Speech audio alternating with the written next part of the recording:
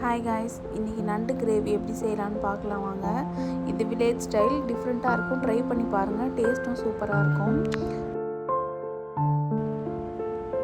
இஞ்சி, மிளகு, தேங்காய், அப்புறம் வெங்காயம், சோம்பு, தக்காளி, பச்சை மிளகா, பூண்டு எல்லாமே சேர்த்து நல்லா ஃபைன் பேஸ்ட்டாக அரைச்சிக்கலாம். தண்ணி ஊற்றி நல்லா ஃபைன் பேஸ்ட்டாக அரைச்சி எடுத்துக்கலாம். ஒரு கடாயில் எண்ணெய் ஊற்றிட்டு அதுக்கப்புறமா அதில் கடுகு உளுந்து போட்டு அது நல்லா பொரியிற வரைக்கும் வெயிட் பண்ணுங்கள். அது பொரிஞ்சதுக்கப்புறமா நம்ம மிக்ஸ் பண்ணி வச்சுருக்க அந்த மசாலா பேஸ்ட்டை எடுத்து அந்த எண்ணெயில் போடுங்க.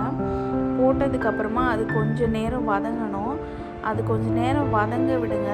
வதங்கினதுக்கப்புறமா என்ன பண்ணலான்னு இப்போ பார்க்கலாம். நல்லா இந்த மாதிரி எண்ணெய் நிறைய இருந்தால் தான் அந்த பேஸ்ட்டு வதங்கிறதுக்கு ஈஸியாக இருக்கும். ஸோ அது நல்லா எண்ணெயில் போட்டு வதக்குங்க. வதங்கினதுக்கப்புறம் அந்த ஜாரில் இருந்த தண்ணியும் கொஞ்சமாக கழுவி ஊற்றிக்கலாம்.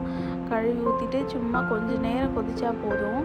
அதுக்கப்புறமா அதில் மஞ்சள் தூள், மிளகாத்தூள் எல்லாம் காரத்துக்கு தேவையான அளவுக்கு போட்டுக்கலாம்.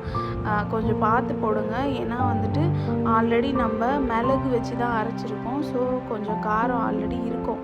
அதனால் தேவையான அளவுக்கு மட்டும் காரம் போட்டுக்கலாம். அதுக்கப்புறமா உப்பு போட்டுட்டு நண்டு நல்லா க்ளீன் பண்ணி வச்சுருக்கோம். அதை எடுத்து போட்டு நல்லா கொதிக்க விடுங்க. ஃபஸ்ட்டு அதை எடுத்து போட்டுட்டு நல்லா ஒரு 2-3 வாட்டி கலக்கி விட்டுருங்க. அது நண்டில் நல்லா அந்த மசாலா கோட் ஆகிற வரைக்கும் கலக்கிட்டு ஒரு லெட்டு போட்டு மூடிடுங்க. ஒரு தட்டு போட்டு மூடிட்டு அது நல்லா லோ ஃப்ளேமில் நல்லா கொதிக்கணும். கொதித்ததுக்கப்புறம் ஒரு 5 மினிட்ஸ் கழித்து ஓப்பன் பண்ணி பாருங்கள். அதில் தண்ணி இருக்கும். நண்டுலேருந்தும் லைட்டாக தண்ணி வெளியே வந்திருக்கும்.